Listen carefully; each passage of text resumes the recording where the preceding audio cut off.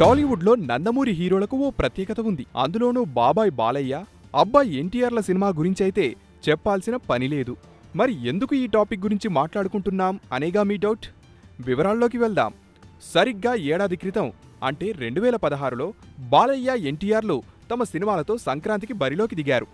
సుకుమార్ డైరెక్షన్లో ఎన్టీఆర్ నాన్నకు ప్రేమతో సినిమాతో పండక్కి ప్రేక్షకులకు వినోదం పంచాడు. ఈ సినిమా సూపర్ డూపర్ హిట్ అవడంతో జూనియర్ వరుసగా రెండో హిట్ను కొట్టాడు. అంతేకాదు ఈ సినిమాతో స్టైలిష్ హీరోగా పేరు తెచ్చుకున్నాడు. నాన్న సెంటిమెంట్తో తెరకెక్కిన ఈ సినిమా ఎన్టీఆర్ సినీ కెరియర్లో 50 కోట్ల రూపాయలు వసూలు చేసిన సినిమాగా నిలిచింది. ఇక శ్రీవాస్ డైరెక్షన్లో బాలకృష్ణ డిక్టేటర్ సినిమా చేశాడు. ఇది అబ్బాయి సినిమా రిలీజ్ అయిన మరుసటి రోజే థియేటర్లోకి వచ్చింది. ఈ సినిమా కూడా బాక్సాఫీస్ దగ్గర మంచి వసూళ్లు అందుకోవడంతో పాటు సక్సెస్ను చూసింది. అయితే అబ్బాయి సినిమాతో పోల్చితే మాత్రం బాబాయ్ సినిమా వసూళ్ల పరంగా కానీ టాక్ పరంగా కానీ తక్కువే అని చెబుతారు. అంటే గతేడాది సంక్రాంతి రేసులో సక్సెస్ అందుకుంది ఎన్టీఆర్ అని చెప్పవచ్చు. ఇప్పుడు మళ్లీ అలాంటి పోటీ సెప్టెంబర్లో రాబోతోంది. బాబీ డైరెక్షన్లో ఎన్టీఆర్ చేస్తున్న జై లవకుశ సినిమా సెప్టెంబర్ 21న ప్రేక్షకుల ముందుకు రాబోతోంది.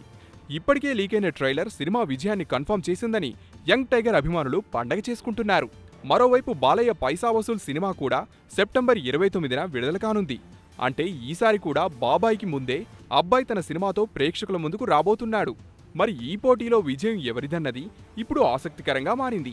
అయితే గతేడాదిలానే ఈ ఏడు కూడా నందమూరి హీరోలు తమ సినిమాలతో సక్సెస్ అందుకొని నందమూరి సంవత్సరంగా 2017ని గుర్తుండిపోయేలా చేస్తారని ఆ హీరోల ఫ్యాన్స్ ధీమాగా చెబుతున్నారు.